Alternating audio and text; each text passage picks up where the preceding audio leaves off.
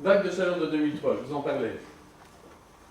Vous avez ici la sur-mortalité pendant la première quinzaine du mois d'août en 2003.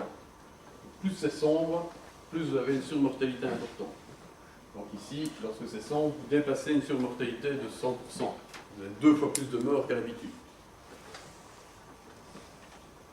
Et ici, en région parisienne, vous avez en bleu la mortalité moyenne quotidienne, hein, pour une période qui va du 25 juin au 20 août. Normalement, c'est ça qu'on a comme décès en moyenne. Et en rouge, c'est la mortalité qu'on a observée en 2003, donc, toujours sur cette même période. Ici, c'est la même chose, rouge pour 2003 et bleu pour la moyenne, mais pour les températures.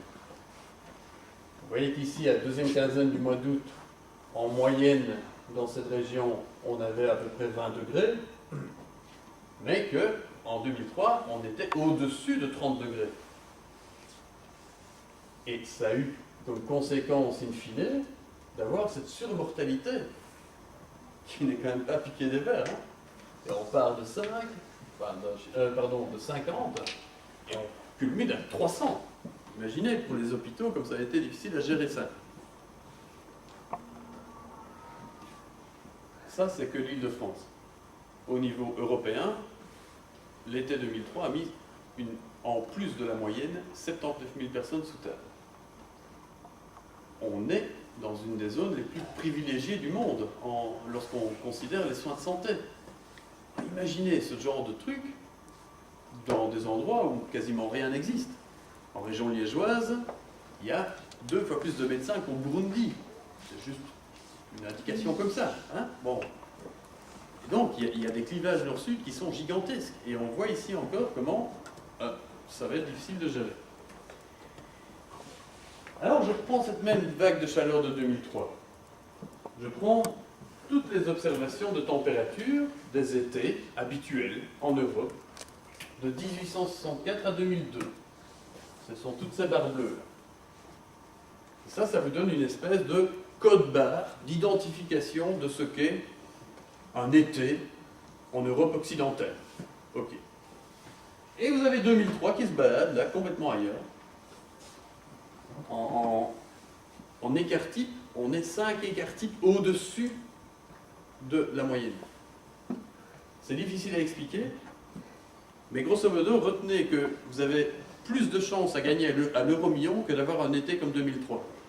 Hein? Bon, ça peut vous donner un peu la probabilité d'occurrence. Et donc, inconcevable, soi-disant. Si on continue comme ça, dans un scénario totalement modéré, même pas le pire de tous, eh bien cet été 2003 sera la norme d'ici le dernier tiers du XXIe siècle.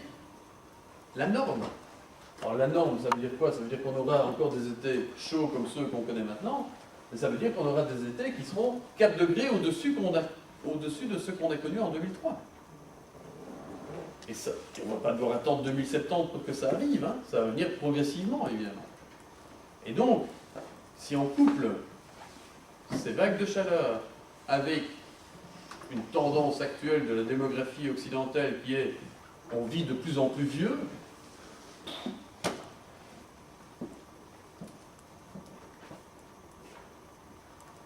bon, ça c'est en anglais, je ne vais pas vous embêter avec ça, mais c'est juste pour vous montrer, allez, une petite bouffée d'oxygène, que les impacts sur la santé humaine vont être tous négatifs, sauf un, qui est relatif justement à la réduction du nombre de morts par vague de froid. Ah bah.